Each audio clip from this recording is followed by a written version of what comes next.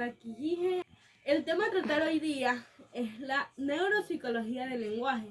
Vamos a comenzar por sus generalidades. El lenguaje es un sistema de comunicación simbólico que se manifiesta a través de las lenguas, que son sistemas estructurados de signos que expresan ideas en los que la palabra es la representación de aquello. La expresión del lenguaje se realiza a través de la palabra y de la escritura, ante los órganos efectores musculares, extremidades superiores y del sistema bucofonatorio. El lenguaje tiene 3 niveles de mayor o menor complejidad. El primer nivel es el monemas. Estas son unidades de la primera articulación o unidades más pequeñas, dotadas de significado. Pueden tener un contenido semático o bien una función gramatical. El segundo nivel es las fonemas, que estas son unidades de la segunda articulación. Se define como unidades menores de sonidos. Constituyen una lista cerrada que en el caso del idioma español está formada por 24 fonemas. De su combinación surgen los monemas. El tercer nivel es el rasgo pertinentes. Estas son unidades de la tercera articulación. Estas se denominan como rasgos pertinentes, movimientos elementales del aparato bucofonatos, que permite la emisión de fonemas de acuerdo con las conversaciones fonéticas de cada lengua. Como segundo tema tenemos lo que son los modelos neurales del lenguaje. Esto explica lo que son los funcionamientos del lenguaje en el cerebro desde distintos puntos de vista. De algunos autores son modelos que explican el funcionamiento del lenguaje en el cerebro desde distintos puntos de vista de algunos autores. Como tercer tema tenemos lo que son las propuestas. Este es el interés por los procesos lingüísticos a nivel neurológico. Surge a mediados del siglo XIX, en fechas en las que empieza a plantearse las bases neurales del lenguaje, las reacciones no localizacionistas. Es la descripción del área de Broca. Esta fue realizada a partir de la inspección de la superficie cerebral. Con esto señalamos que aunque presentaba una extensión lección en el hemisferio izquierdo, Broca enfatizó el papel de la tercera circunvolución frontal en los problemas del habla. Uno de los autores es Kurt Goldstein en 1948. Este interpreta la afasia en el contexto de una pérdida de la actitud o conducta abstracta. Esto permite la pérdida de conducta, entre otras cosas, y la incapacidad para utilizar correctamente los símbolos. Ambos autores definen una aproximación puramente psicológica al estudio de las alteraciones del lenguaje. Sin embargo, estos proponen unas taxonomias de estas alteraciones que no difieren significativamente de las surgidas de los modelos asociacionistas e intentan integrar sus resultados con los datos disponibles sobre las localizaciones cerebrales en las lecciones. Smith-Duffy en 1993. Tenemos lo que son los resurgimientos de los modelos conexistas, lo que es el modelo de Wernicke y Hedwig. La principal causa de este surgimiento la encontramos en los trabajos Norman de Hedwig. Este retoma las propuestas tradicionales de Wernicke y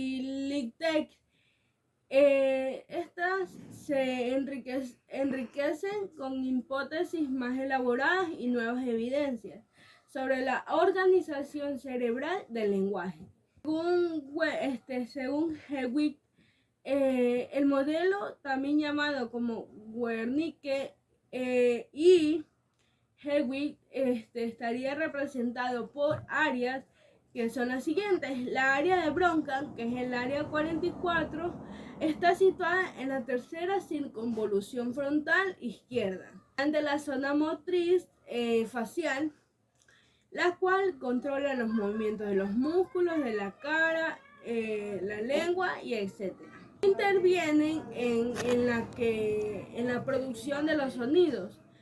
Para Hewitt, el área de Broca contiene los programas para la complejidad, coordinación de los músculos de la cara, mandíbula, lengua, paladar y laringe, implicados en la producción del habla. La área de Wernicke también está dentro de estas áreas.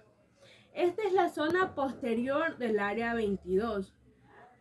Contendría los modelos o formas auditivas de las palabras, es decir, esta se encargaría de transformar la información auditiva en unidades de significado. Es, por lo tanto, la región clave en los procesos de comprensión del lenguaje. La área de fascículo arqueado. Esta conecta la área de Broca y el área de Wernicke, permitiendo que los modelos auditivos se transmitan desde el área de Wernicke a la área de Broca. Giro angular. Esta es la área 39, que esta funciona como una zona de paso entre la región visual y la auditiva. Está implicada en la transformación del modelo visual de una palabra en su modelo auditivo. Contiene las reglas para hacer parecer la forma auditiva de la palabra en el área de Wernicke. Como siguiente tema tenemos lo que son las formulaciones actuales. Estas formulaciones se relacionan con el cerebro y el lenguaje, de las que hemos visto dos ejemplos amplios de la definición anatómica de los clásicos centros del lenguaje. Al mismo tiempo, incluyen nuevas áreas corticales y subcorticales, como partes del complejo sistema neural, que estas sustentan lo que es el lenguaje. Por otro lado, las unidades que componen los sistemas o redes se contemplan como regiones funcionales ricamente interconectadas, que no se corresponden con el esquema clásico de centros para la reproducción del lenguaje, frente a centros para la comprensión. Como siguiente tema tenemos lo que es el modelo de Mesulam. Mesulam en 1985 propuso un modelo de atención constituido por 4 componentes. El primero es el sistema reticular. Se relaciona con el mantenimiento del nivel de alerta y vigilancia. El segundo sistema es el límbico y giro cingulado. Se responsabiliza de los aspectos males de los procesos atencionales. El sistema frontal es responsable de la coordinación de programas motores. Y como último sistema tenemos el parietal, que está encargado de realizar la representación o mapas sensoriales internos. Como siguiente tema tenemos lo que es el modelo de Damasio y Damasio. Según Damasio, es un sujeto alcanzado autoconciencia cuando su cerebro usa modelos de su cuerpo en el mundo exterior y la interacción entre ellos.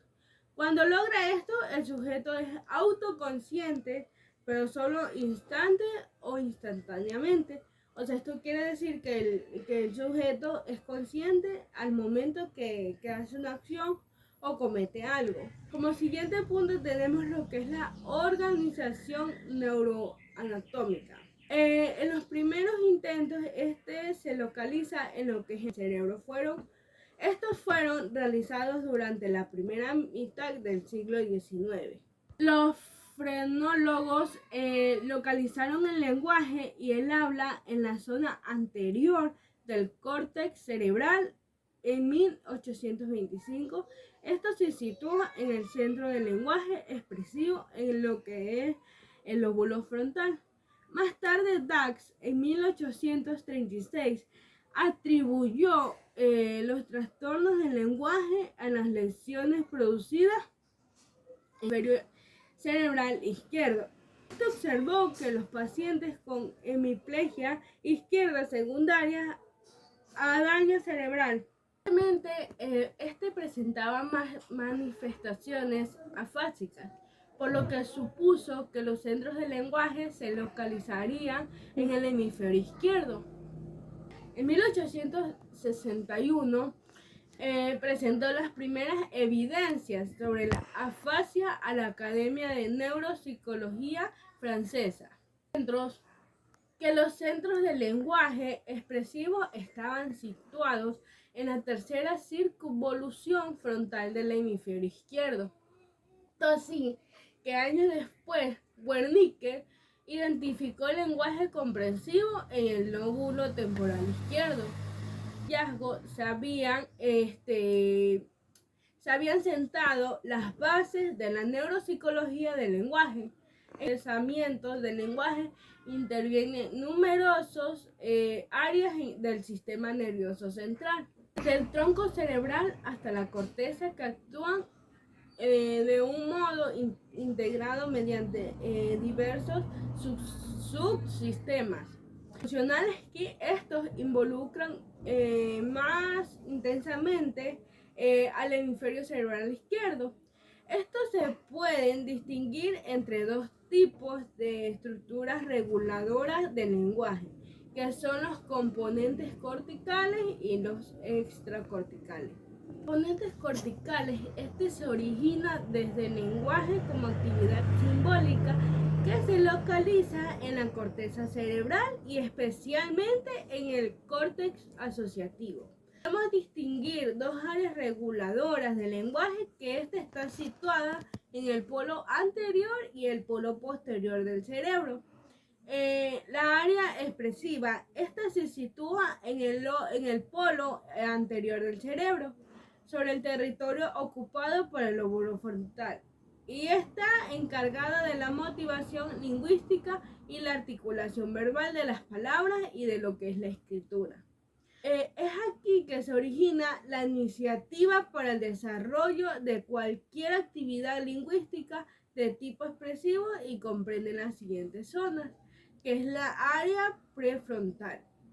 Prefrontal, está especializada en los procesos motivacionales del lenguaje, generando las estrategias necesarias para iniciar la comunicación verbal, oral o escrita. La área de bronca, es la parte de la corteza premotora que está situada en las áreas 44 y 45 del mapa de Brockman. Se responsabiliza de la preparación de los programas motores necesarios para la adecuación expresiva del lenguaje oral y escrita. También se da a la coordinación de la actividad de los músculos que intervienen en el habla y lo que es la área de la escritura. La corteza motora primaria está situada por delante de la censura central. Esta sigue las instrucciones elaboradas por la corteza premotora y por la área prefrontal, siendo responsable de iniciar los movimientos bucofonatorios para pronunciar las palabras y los que guían la escritura. En la área receptiva, está situada en la zona posterior del córtex e incluye a los lóbulos parietales, temporales y occipitales, que es la que se responsabiliza de la regulación del lenguaje comprensivo. Temporal es el lóbulo temporal izquierdo. Está especializado en los procesos de análisis y síntesis del sonido del habla, y en el que se encuentran las áreas de Higgs y de Wernicke. El área de Wernicke se localiza en la zona posterior superior del lóbulo temporal izquierdo. y su función es la de dotar de significado al lenguaje oral y escrito. Este se realiza en un análisis fonológico y semático que permite transformar la información auditiva en unidades de significación o palabras. Occipital permite lo que es la identificación visual de las imágenes lingüísticas. Este está en la área 17. En la corteza visual primaria. Este procesa las sensaciones visuales que intervienen en los procesos de identificación de la lectura y la escritura. El córtex visual asociativa está en la área 18 y 19.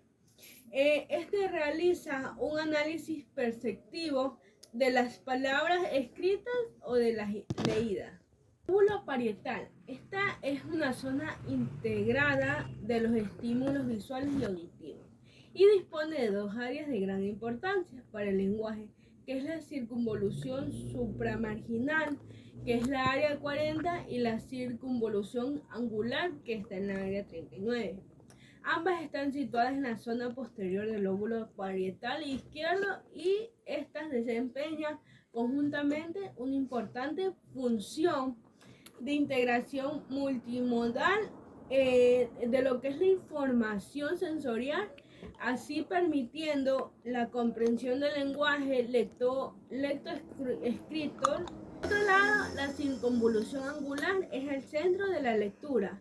Este es responsable de la coordinación de informaciones sensoriales para albergar así los modelos visuales de letras y palabras, convirtiendo los estímulos visuales de forma auditiva adecuada. Los componentes subcorticales. Estos componentes están en lo que es las corticales. Los componentes subcorticales junto a los componentes corticales es la necesidad que ha puesto en juego las diferencias estructurales situadas en lo que es la sustancia blanca y gris del interior cerebral. El cerebro y el tronco cerebral, estos están permitiendo el proceso de elaboración del lenguaje oral y escrito de un modo fluido y preciso. También el fascículo arqueado es una fibra de sustancia blanca que interconecta las áreas de Broca y de Wernicke, facilitando la sincronización del lenguaje comprensivo y expresivo. Por otro lado, también tenemos el tálamo. Este interviene en la red asociativa que conecta entre sí las áreas del lenguaje comprensivo y expresivo a través de varios núcleos talámicos que tienen una excepcional importancia en lo que es la regulación del lenguaje.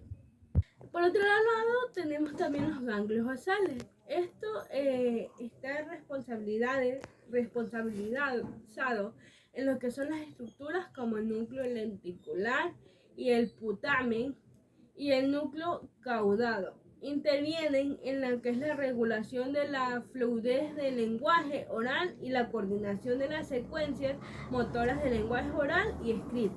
Sus lesiones pueden producir diversas alteraciones lingüísticas como la pérdida de fluidez y escrito. Como siguiente opción tenemos lo que es el cerebro. Este es responsable junto a los ganglios basales de coordinar la fluidez de los movimientos de articulación del lenguaje oral y de la escritura. El neurocerebelo está especializado en lo que es la ejecución de movimientos precisos que intervienen en la articulación de los sonidos del lenguaje. Estas lesiones cerebelosas producen disastrias caracterizadas por el habla escandida, el tronco encefálico. Esta es una vía de paso que contiene las fibras motoras facilitadoras de la correcta transmisión de las eferencias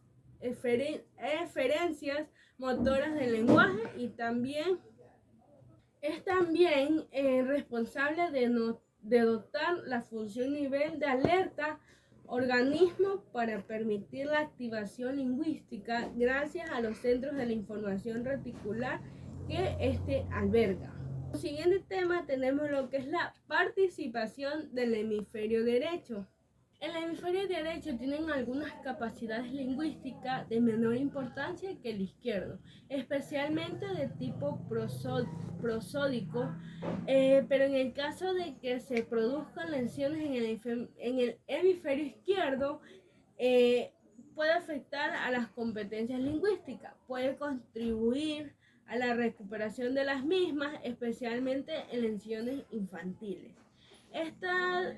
A continuación voy a presentar lo que son las principales funciones en las que se ve implicado el hemisferio derecho con relación al lenguaje.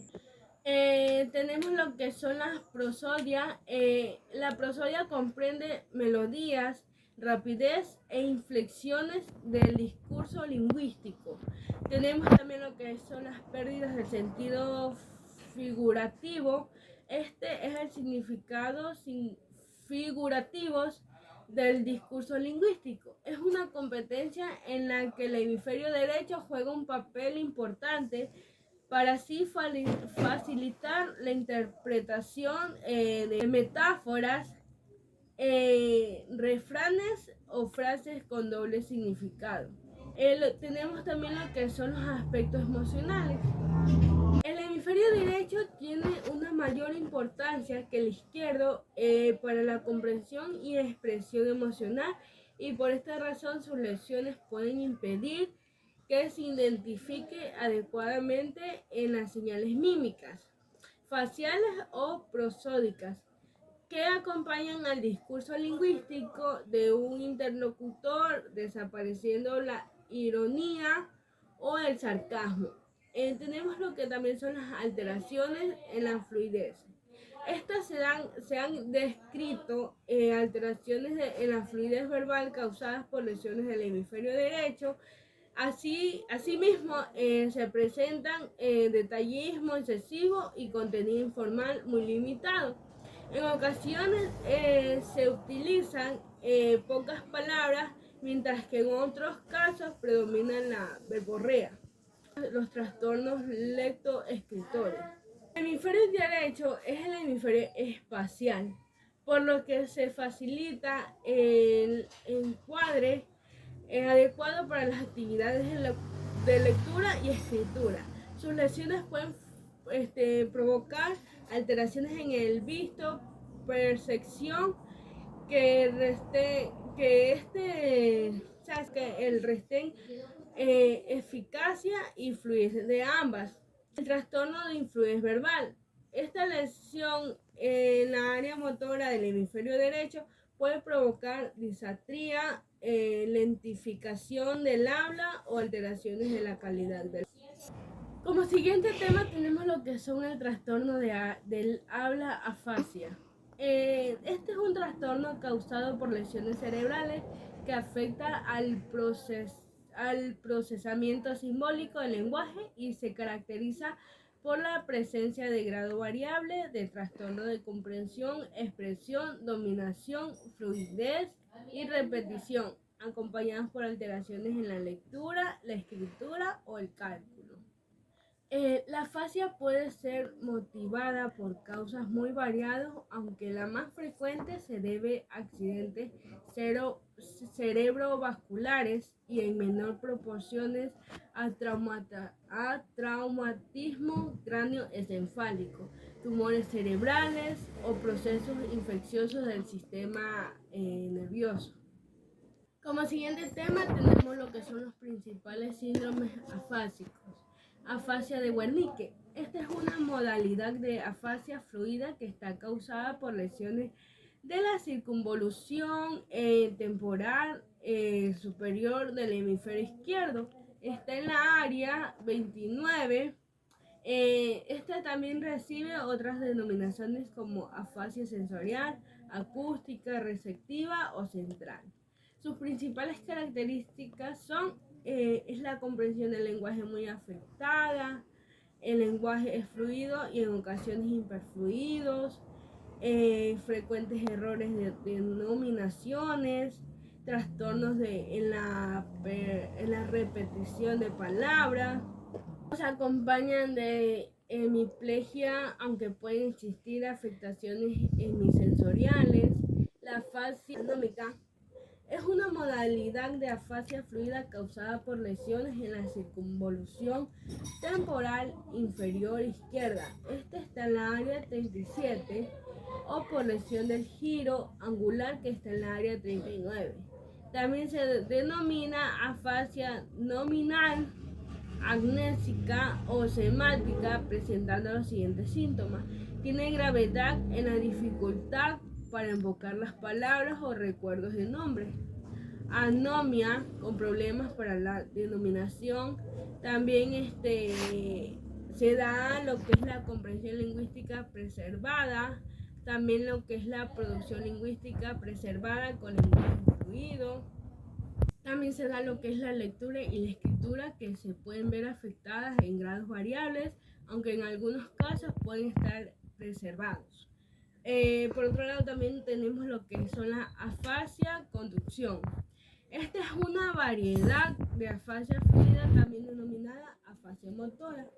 Se produce por lesiones del fascículo arqueado y también por lesiones de la ínsula o de la circunvolución supramarginal, lo que causa disociación entre el córtex temporoparental y la tercera circunvolución frontal, creando así una desconexión entre las áreas de Broca y Wernicke. También tenemos lo que es la afasia de Broca. Esta también recibe las denominaciones de afasia de expresión, motora, verbal, eferente y anterior. Es una modalidad de afasia no fluida que está producida por lesiones de tercera circunvolución izquierda, que está en la área de la área 44. Regiones próximas, como por ejemplo la ínsula. Para que se produzca la afasia de Broca es necesario que, además de lesionarse el área de Broca, también haya lesión en otras zonas del lóbulo frontal, como lo que es el opérculo y lo que es la ínsula. Una lesión circunscrita únicamente en la tercera circunvolución del lóbulo frontal izquierdo. Los síntomas más caracterizados de la afasia de Broca son los siguientes. Lo que son las reducciones drásticas del lenguaje expresivo y la producción verbal. También se da lo que es la comprensión, que está mejor conservado que la expresión, con mejor capacidad para los sustantivos. También se da lo que son las dificultades para articular los sonidos del lenguaje, desintegración fonética, la apraxia bucofacial,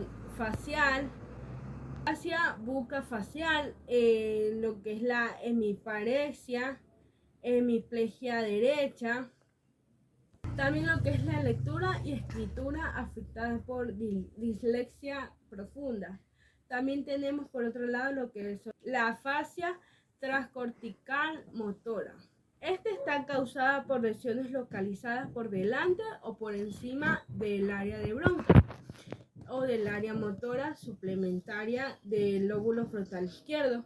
Como esta zona influencias límbicas, su lesión puede provocar mutismo, ya que dichas influencias quedan suspendidas en los síntomas que caracterizan a este cuadro, que son lo que son la pobreza de expresión escrita con agrafia motriz, la capacidad de repetición del lenguaje conservada, la lectura en voz alta preservada. Por otro lado, también tenemos lo que es la afasia transcortical mixta. Esta es una modalidad de afasia que afecta a amplias zonas del cerebro que rodean los centros más importantes del lenguaje, especialmente frontoparietal, sin que exista daño en áreas perisilvianas. Sus principales manifestaciones son el lenguaje espontáneo reducida y en ocasiones escolástico, la comprensión alterada, la pérdida de capacidad para la lectura, repetición preservada, lo que es la hemiplegia y hemianoxia. Por otro lado, también tenemos otro tema que es las alteraciones del lenguaje escrito. Alexia. La alexia se define como la alteración en la comprensión del lenguaje escrito causado por daños cerebrales adquiridos. Sus síntomas frecuentemente se asocian a los cuadros afásicos. En sus formas más extremas, las alexias implican una desintegración fonética, que altera así a la lectura en voz alta sin déficit en la comprensión. La alexia sin aflaxia, también llamada alexia pura, es una incapacidad adquirida para la lectura sin que exista déficit en la escritura. Generalmente el cuadro se asocia a lesiones isquémicas de la arteria cerebral posterior, que en esta afecta tanto al córtex occipital izquierdo como al cuerpo calloso. Por esta razón, la información visual no puede ser percibida por el lóbulo occipital izquierdo, ya que el cuerpo calloso, al estar lesionado en su parte posterior, no puede transmitir lo que es la información. Las áreas del lenguaje del hemisferio izquierdo, tales como el giro angular, en sus principales síntomas son la afasia óptica con incapacidad para la lectura de las propias palabras, la agnosia visual, la escritura preservada. Por otro lado, también tenemos lo que es la alexia con agrafia. Esta se denomina agrafia central y se caracteriza por la pérdida de capacidad para la lectura y la escritura como consecuencia de lesiones de las circunvoluciones angular izquierda. Los síntomas más habituales es la incapacidad para la lectura, la agrafia, lectura con numerosas paraxias, lenguaje normal, oral o poco alterado. Frontal. Esta se acompaña de afasia de bronca y está causado por lesiones que afectan el área 8 del lóbulo frontal. Las principales manifestaciones es el agramatismo, deficiencia e identificación de las letras, deletreo muy deficitario, pueden acompañarse de dislexia profunda. Por otro lado, también tenemos lo que es la agrafia. Es la dificultad adquirida para la escritura o para el deletreo de palabras, que frecuentemente se asocia a afasia y alexia, aunque en algunas ocasiones pueden presentarse aislamientos sin síntomas afásicos. Por otro lado, y como último tema, tenemos lo que es la acalculia, que el lóbulo parietal izquierdo es considerado como área cerebral más importante para la realización de las operaciones de cálculo, ya que si bien es el procesamiento aritmético y matemático, intervienen diversas áreas corticales. Son las lesiones que determinan zonas del córtex parietal izquierdo que producen mayor riesgo de acalculia. De este modo, la capacidad para realizar operaciones numéricas está situada en lo que es la área supramarginal, el giro angular, que es el área 39 y 40. En este tema también está incluido lo que es el lóbulo frontal. Este participa en la realización de problemas complejos y en el mantenimiento de la atención durante la resolución de problemas o de operaciones aritméticas. La del área prefrontal produce déficit atencional y asimismo tendencias a la perseverancia e incapacidad para realizaciones de operaciones mentales complejas. En el lóbulo occipital, esta se produce la presentación visual de las imágenes correspondientes a los números, por lo que su lesión dificulta el posterior procedimiento de las cifras mediante operaciones numéricas. En este caso, el lóbulo temporal está encargado de memorizar las operaciones de cálculo, facilitando así la resolución de problemas. Estas áreas pericial están situadas en lo que son las zonas posteriores y la expresión numérica están en las zonas anteriores.